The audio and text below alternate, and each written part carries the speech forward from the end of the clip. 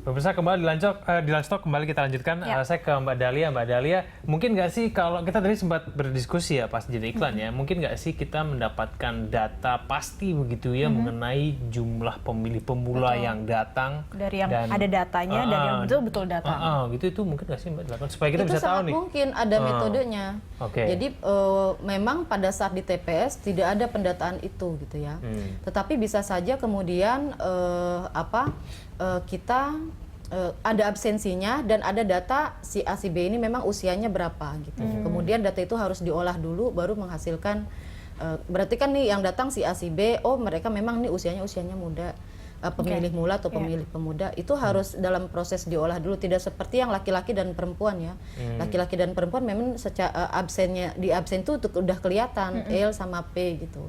Jadi seperti itu Mas, harus ada pengolahan data disandingkan antara absensi dengan data pemilih di mana nama-nama itu terlihat usianya sekian gitu. Itu nanti akan banyak membantu kan untuk baik untuk KPU maupun dari Saya kira memang itu orang butuh data itu ya untuk terutama peserta pemilu yang memang mereka sangat berharap dari suara pemilih muda ini. Tadi kan memang pemilih muda ini memang lebih cenderung bisa mengubah pilihan karena melihat misalnya realita atau karakter calon gitu ya.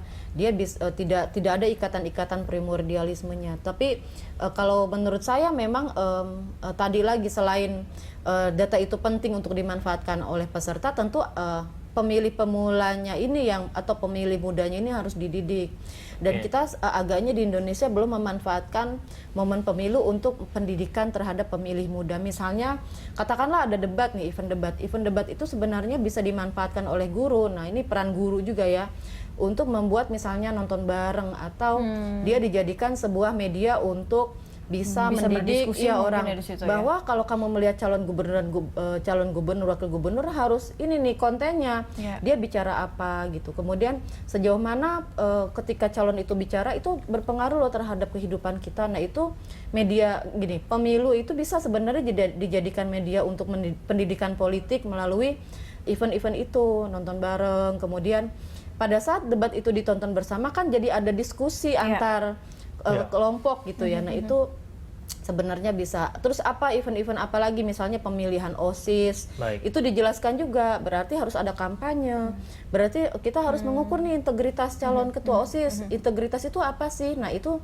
kemudian kompetensi itu apa, kapasitas itu apa. Jadi praktis itu yang sebenarnya lebih enak dipelajari oleh anak muda daripada teori-teori gitu ya. Atau pada saat misalnya debat capres Amerika gitu, kan bisa tuh sebenarnya itu pagi ya, bisa dijadikan media untuk tuh lihat kan orang Amerika tuh begini loh. Politiknya mungkin. Kalau dia ingin mengungkapkan satu kebijakan, dia punya data, nah itu sebenarnya anak muda. Nah jadi kita harus menilai cagup-cawagup seperti ini sehingga mereka kualitas pilihan mereka bisa betul-betul diandalkan. Tidak sekedar jadi pemilih yang udahlah siapa aja yang yang penting nggak mubazir, ada hak suara, nggak random, gitu ya. akhirnya dia nggak milih random atau karena yuk kita bareng-bareng pilih ini aja dengan alasan yang salah gitu. Tapi harus pemilih pemula itu punya alasan yang benar dalam memilih. Mbak Titi, kalau melihat pemilih muda kita yang rentang usianya juga 7-30 masih bisa berubah-berubah juga. Sebenarnya apa sih isu yang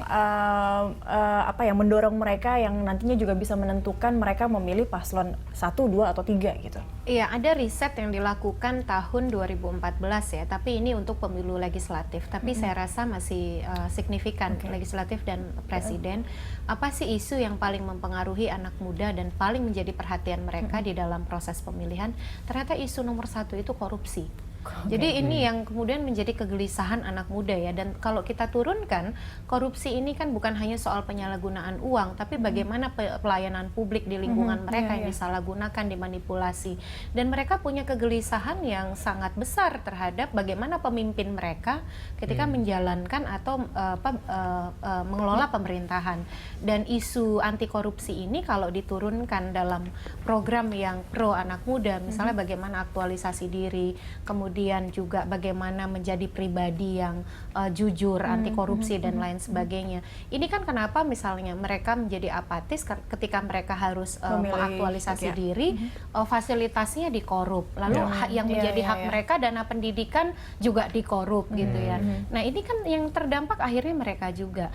Nah bagaimana kemudian bahasa-bahasa ini, jadi jangan dibilang juga anak muda itu tidak peduli dengan urusan-urusan berbangsa dan bernegara. Justru karena mereka peduli, mereka akhirnya melihat dampak yang mereka rasakan, akhirnya mereka jadi yang apatis. mereka alami misalnya sekolah yang rubuh, itu siapa yang mereka yang kena? Yang kena dampak kan mereka begitu. Lalu kemudian bantuan sekolah yang juga yang dimanipulasi. Jadi sekali lagi bagaimana kita mendekati dengan isu-isu mereka yang sesungguhnya juga menjadi problem besar negara kita. Jadi kalau kita bilang oh anak muda ini tahu apa ya, tahu banyak karena mereka juga terdampak gitu. Nah itu isu anti korupsi. Belum lagi banyak yang kalau kita lihat nih baca ya program-program kepala daerah itu tidak bicara soal anak muda secara khusus, bicaranya soal lapangan kerja, lalu bagaimana pemberdayaan. Padahal segmen itu juga harus dikelola. Bagaimana tidak hanya soal kesejahteraan, gerakan untuk memberdayakan, tapi juga bagaimana anak muda itu bisa mengaktualisasi diri sesuai dengan usianya. Sehingga yang isu-isu tadi ya narkoba dan lain sebagainya itu kan terjadi karena aktualisasi diri akibat akses yang harusnya menjadi milik mereka. Untuk Jakarta selain korupsi mungkin kita mau melihat transportasi. Kalau saya pribadi sih transportasi sih. Itu juga ya pasti dalam pencermatan anggota. Betul, saya kebetulan ini juga sekolah. Dulu saya sekolah di daerah Bulungan ya dan menjadi pengguna transportasi publik. Dan anak sekolah itu kenapa mereka salah satunya tawuran karena mereka terjebak di transportasi publik yang di tengah kemacetan yang tidak terpelihara. Akhirnya kan orang kalau menjalani kehidupan penuh tekanan, tensi naik, marahnya kan juga cepat emosi, cepat marah, kemudian persaudaraan jadi mudah terkikis. Nah memang tidak hanya saya kira problem kemacetan, problem banjir itu tidak hanya menjadi masalah kita, tapi juga masalah mereka. Ada sekolah yang harus libur karena sekolahnya banjir. Jadi itu yang saya kira bagaimana memberi perspektif soal hak-hak anak muda yang juga sebenarnya hak kita sebagai warga di dalam kampanye pasangan calon itu yang menjadi menarik. Ya, baik. Kembali kita akan lanjutkan perbincangan kita di segmen berikutnya. Pemirsa, tetaplah bersama kami di Lunch Talk.